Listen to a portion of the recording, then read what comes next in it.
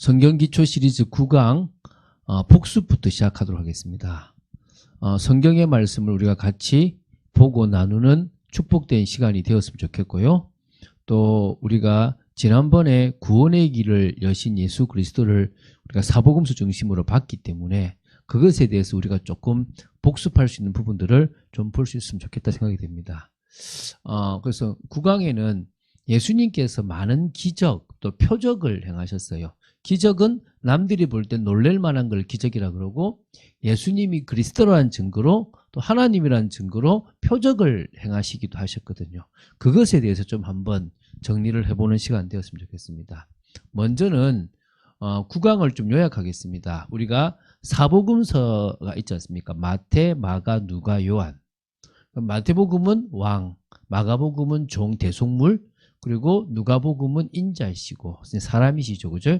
요한복음은 하나님이라는 입체적인 관점에서 봤다 그랬습니다. 그 성경을 통해서 우리는 예수가 그리스도라는 사실을 증거했다 그랬습니다. 예수가 그리스도이기 때문에 우리는 그 그리스도를 통하여 우리 인생의 해답을 얻는다라고 보시면 됩니다. 두 번째는 그 예수 그리스도께서 우리를 위해서 구원의 길을 여셨습니다. 바로 그리스도의 일을 하신 거죠. 십자가에 죽으시고 부활하심으로 말미암아 그리스도의 일을 통해서 우리에게 구원의 길, 하나님 만날 수 있는 길을 여셨습니다. 다 이루셨다라고 얘기했죠. 그러면서 그 그리스도를 증거하고 언약을 성취할 제자들을 세우셨습니다. 12제자를 중심으로 70인, 그래서 한 120명의 그런 사람들을 통하여 하나님은 당신의 그 성취된 그 언약을 전달하기를 원하셨고 지금까지 오게 된 거죠. 오늘 이제 그 얘기에 대한 부분을 할 겁니다.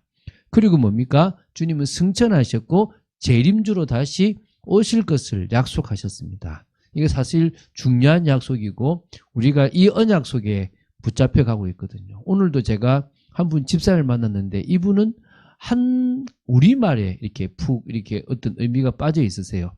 되게 이렇게 그 말을 잘 풀어요. 제가 볼 때 한 우리말에 대한 어떤 의미들을 저분처럼 잘 아는 사람이 있을까 싶어요. 근데 이제 여러 얘기를 통해서 하나님의 뜻이 뭘까라고 얘기하는데 제가 좀 단호하게 얘기했습니다. 하나님의 뜻은 집사님하고 상관없을 수도 있습니다. 집사님이 하는 게 하나님 뜻과 안 맞을 수도 있습니다. 하나님의 뜻은 세계복음화입니다. 하나님의 뜻은 땅끝까지 복음이 증거되는 것입니다. 그 방향에 우리가 맞아지느냐 맞지 않느냐의 문제입니다. 내가 하고 싶은 거 해도 됩니다. 그런데 하나님의 진짜 역사를 보고 싶다면 맞춰야 됩니다. 이런 얘기를 했거든요. 우리는 그런 부분에 대해서 주님이 다시 오실 그때까지 우리가 할 것은 땅끝까지 증인되는 그런 축복인 줄로 믿습니다. 자, 그러면 이제 구원의 길을 여신 예수 그리스도라는 이 메시지 복습에서 예수님께서 행하셨던 기적, 표적에 대한 부분들을 좀 보겠는데, 먼저 기적이나 표적이라는 단어를 좀 정리해 보도록 하겠습니다. 성경에는 기적이라나 이런 단어들이 몇 개가 있느냐 하면 한 4개 정도가 있어요. 첫 번째가 헬라어로 두나미스라고 합니다. 두나미스, 능력이라는 겁니다. 당신이 능력을 보여주셨거든요. 당신의 그 능력을 우리에게 보여주셨어요. 두나미스. 이건 특별히 하나님의 능력을 의미합니다. 그래서 하나님의 능력이 예수님이나 성령님을 통해서 이 사복음서에 있는 현장에 나타났어요. 능력을 드러내셨다는 거예요. 꽤 많은 단어로 이 단어를 쓰기도 합니다. 이 능력이라는 단어예요. 그래서 어떤 의미에서요, 지금도 믿는 자들을 통해서 주님께서 이 능력을 행하십니다. 이 능력이 나타나도록 하시는 겁니다. 여러분이 그런 축복의 사람으로 서게 되기를 바랍니다.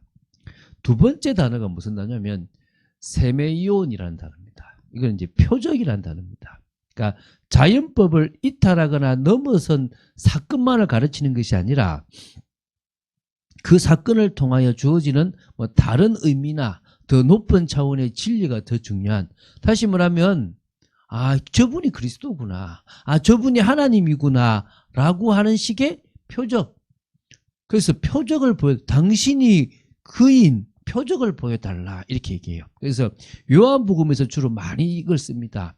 특히 오병이의 표적이 그 떡이 바로 예수님의 몸을 가르치고 생명이라는 부분을 이제 설명하기 위해서 표적으로 보여주시는 거예요. 표적으로. 이 표적이다. 내가 바로 그 선지자다. 내가 바로 하나님이다라고 하는 것을 보여주신 거예요. 세 번째, 에르곤이라는 단어예요. 일, 행동 이런 단어가 있는 거예요. 마태복음 11장 2절에 보면 예수님께서 행하신 일이라고 할 때 예수님께서 이 땅에 행하신 일, 행동들을 설명할 때 에르곤이라는 단어를 쓴다는 거예요. 요한복음에도 보면 이 단어를 참 많이 쓰셨어요. 많이 쓴 거예요. 예수님께서 이런 일을 하셨다. 이런 행동들을 하셨다라고 얘기하는 거예요. 자, 그리고 이제 네 번째 단어인데요. 네 번째 단어는 뭐냐면 테라스라는 단어예요. 테라스. 이건 기적입니다. 원더라는 그런 의미가 있는데 기적, 기사 이런 의미입니다. 그 두려움과 공포를 자아내며 자연의 질서 있는 조화와 모순되는 어떤 무서운 현상을 드러내주는 그런 기적. 우와, 야, 이거는 놀라운 일인데? 어메이징한데? 뭐 상상 이상인데? 라고 할 때 테라스, 기적, 기사를 행했다는 거예요. 그래서 우리는 이 지금 네 가지 단어가 있죠. 뭐라고요? 두나미스, 세메이온, 그리고 에르곤, 테라스. 이런 단어들을 통해서 당신이 초자연적인 능력을 가지고 있고 하나님의 능력을 가지고 있고 당신이 바로 그리스도고 하나님이라는 표적을 보여주신 거예요. 자, 그리고 이제 뭐냐면 다음 두 번째로 볼게. 이 사복음서에 나오는 예수님의 이적의 특징, 좀 그런 특징들을 좀 보도록 하겠습니다. 먼저 볼 게 사실은요, 마태가 아니고 마가복음이에요. 왜냐하면 마가복음에는 16개의 이적 기사가 막 기록되어 있어요. 그러니까 이 기적 이야기가 마가복음 메시지의 거의 어떤 중심에 있다고 보면 됩니다. 가버나움 회당에서 귀신을 쫓아내신 거, 그 다음에 베드로의 장모의 열병을 치유하신 거, 또 그곳에서도 많이 있지만 중풍병자를 치유하신 거, 손 마른 자를 치유하신 거, 풍랑을 잠잠케 하신 거, 거라사에 있는 귀신, 그 속에 있는 군대 귀신을 쫓아내신 거, 야이로의 딸을 살리시고 혈루증 여인을 치유하신 거, 귀머거리를 또 벙어리를 치유하신 거, 또 오병이어도 있고요. 또 바다 위를 걷는 거, 수로보닉의 딸을 치유하신 거, 칠병이어의 기적, 벳세다 맹인을 치유하신 거, 간질병 소년을 치유하신 거, 여리고성에 있는 소경을 치유하신 거, 무화과 나무를 마르게 만든 사건, 이런 것들의 16개 이적을 통해서 저분이 진정으로 이 정말 기적을 행하시는 분이시구나, 그리스도구나, 이거를 이제 기적으로 보여주셨다는 거예요. 그래서 많은 기적들이 기록되어 있어요. 그래서 치유사역을 하시는 분들이 주로 이 마가복음을 보고 많이 이야기를 해요. 두 번째 이제 뭐냐면 마태복음입니다. 이 마태복음에서는요, 좀 기적을 좀 간결하게 정리를 하면서 좀 전달하고자 하는 말씀에다가 그 기적을 좀 삽입해 넣는 식의 일을 좀 이렇게 마태가 많이 했었어요. 그래서 귀신 들려 말 못하는 사람을 치유하면서 메시지를 주고, 무리를 걸은 베드로를 통해서 또 물고기 입에서 나온 한세겔, 이때도 그 메시지를 주잖아요. 아들이 임금한테 세금 내는 거 봤냐라고 하시면서 메시지를 주거든요. 산 위에서 병자를 치유하시거나 성전에서 맹인과 전원자들을 고치시는 이런 기적들을 통해서 당신은 뭘 보여주셨다고요? 정말 그 메시지 말씀을 거기다가 전달하신 부분들이 있다는 것입니다. 자, 그리고 이제 다음으로 이제 누가복음입니다. 누가복음. 이 누가복음은요, 좀 기적을 매우 좀 이렇게 중요한 메시지로 좀 사용했어요.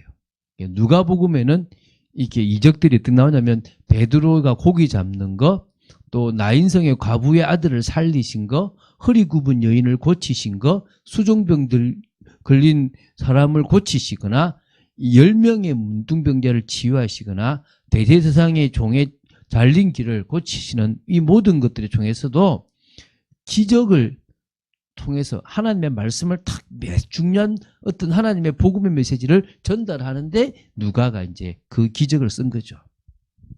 자, 마지막에 이제 뭐냐면 저 오늘 좀 빨리 끝날 것 같은데요. 이 요한복음에 대한 겁니다.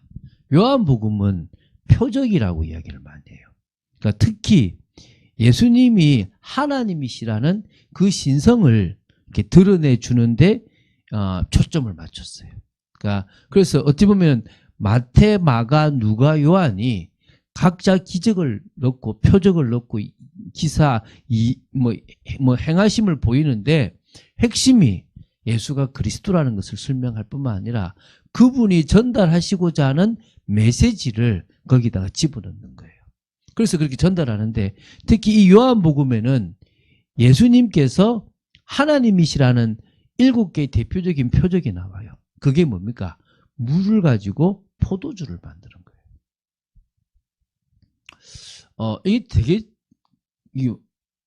창조주라는 증거예요. 하나님이라는 증거로 바꾼 거거든요. 그 물의 분자 이걸 바꾸신 거예요. 이거는 화학적인 변화를 일으키신 거예요. 근데 그 원리를 모르면 할 수가 없다는 거예요. 제가 그 얘기를 했잖아요. 자, 우리가 그 주일에도 했던 얘기인데 예수님께서 물을 포도주로 만드는 시간이 얼마 걸렸겠는가?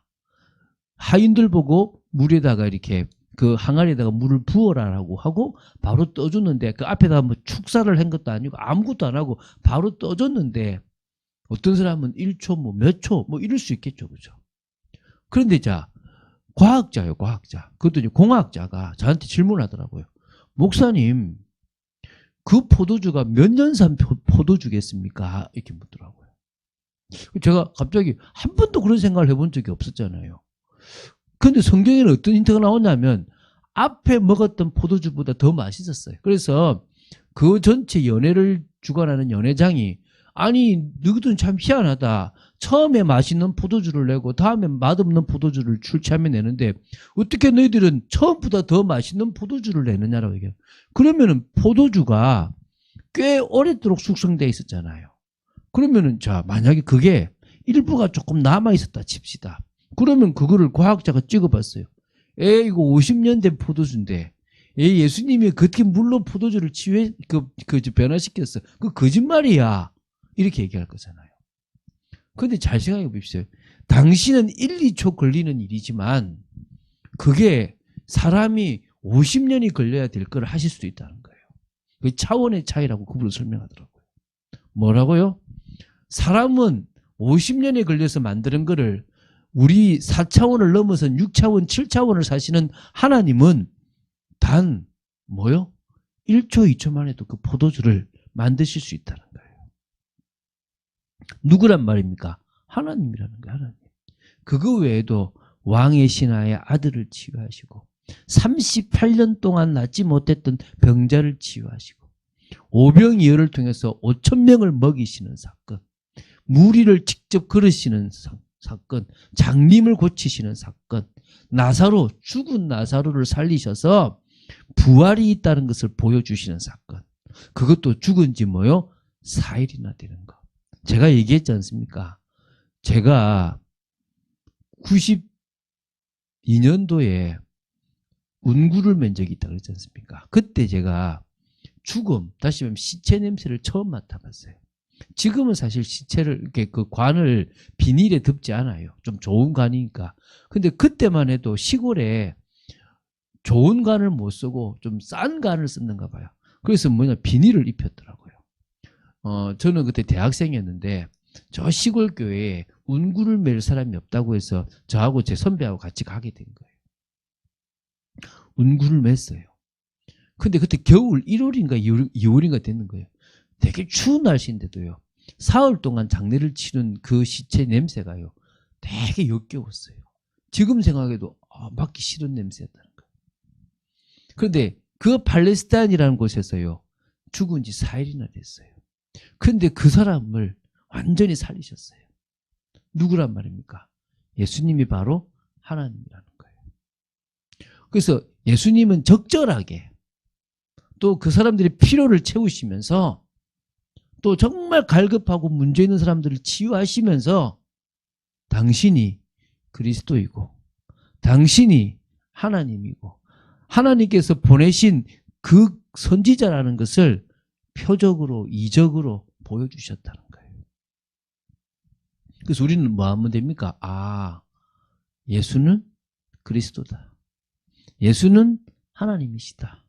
그것에 대해서 딱 답을 내고 있으면 되는 거예요. 자, 정리하겠습니다. 예수님은 공생의 기간 동안에 당신이 그 구약에 있는 모든 예언을 성취한 그리스도고 하나님께서 보내시기로 했던 그 사람이라는 것을 증거하기 위해서 많은 시간을 할애하셨고 많은 에너지를 쓰셨습니다. 왜입니까? 믿게 하려고. 그래서 요한복음 20장 31절 뭡니까? 내가 이것을 쓴 것은 그런지 요한이죠.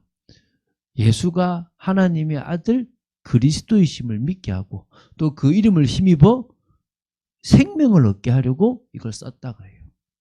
여러분, 여러분이 예수님의 표적, 이적, 행한 일, 능력을 보면서 아, 그분이 그리스도구나. 그분이 하나님의 아들 그리스도구나 라고 믿어지면 돼요. 그리고 그분을 힘입어 뭘 얻으면 됩니까? 생명을 얻으면 되는 거예요. 그게 가장 핵심이라는 거예요. 그런 축복을 오늘뿐만 아니라 일평생 누려나가며 더 믿음이 있고 더 사실적이게 되길 바랍니다. 이런 거 있잖아요. 하나님 앞에 겁없는 사람들이 있는데 모세도 하나님 바다의 고기를 다 잡은들 이 이스라엘 백성 먹이겠냐라고 진짜 말도 안 되는 소리를 했고요. 또 엘리사의 말에 그 또 한 장관이 뭐라 그럽니까? 하늘의 문을 연들 이들을 먹이겠냐라고 겁없이 얘기합니다. 우리가 뭐 하면 안 된다고요?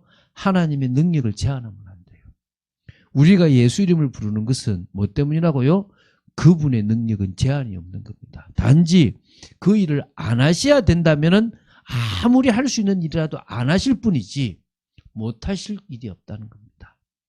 그분은 그리스도고 그분은 능력자이심을 저와 여러분이 믿고 응답받게 되기를 주 예수 그리스도 이름으로 축원드립니다.